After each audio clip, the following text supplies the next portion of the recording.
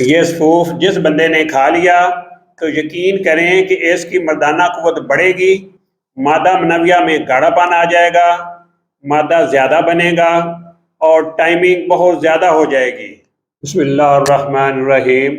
अस्सलाम वालेकुम दोस्तों, आज एक नई वीडियो के साथ आपकी खिदमत में हाजिर हूँ। दोस्तों, 5 दिन जो बंदा ये सफूफ दूध के साथ खा गया, 100 साल तक इसकी मर्दाना ताकत कम नहीं होगी। टाइमिंग कम हो, नफ्स में सख्ती ना हो, किसी भी किस्म की कमजोरी हो तो वो इंशाल्लाह ताकत में तब्दील हो जाएगी। इस नुस्खे को तैयार कैसे करना है तो चलिए मैं बताता हूँ।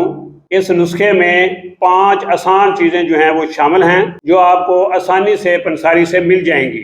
तो सबसे पहले आपने गूंद कतीरा जो है ये आपने 5 तोले लेना है।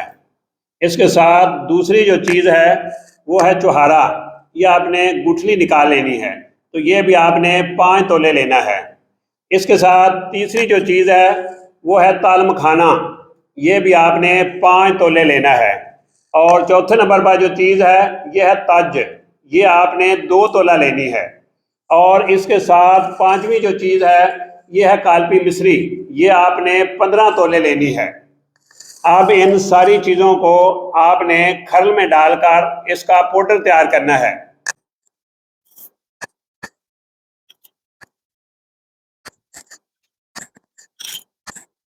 अब इन सारी चीज़ों को अच्छी तरह से पीस कर हमने इसका सफूफ तैयार करना है। अब हमने इन सारी चीज़ों का सफूफ जो है वो तैयार कर लिया है। अब इसको इस्तेमाल किस तरह करना है वो इंशाल्लाह आपको मैं बताता हूँ।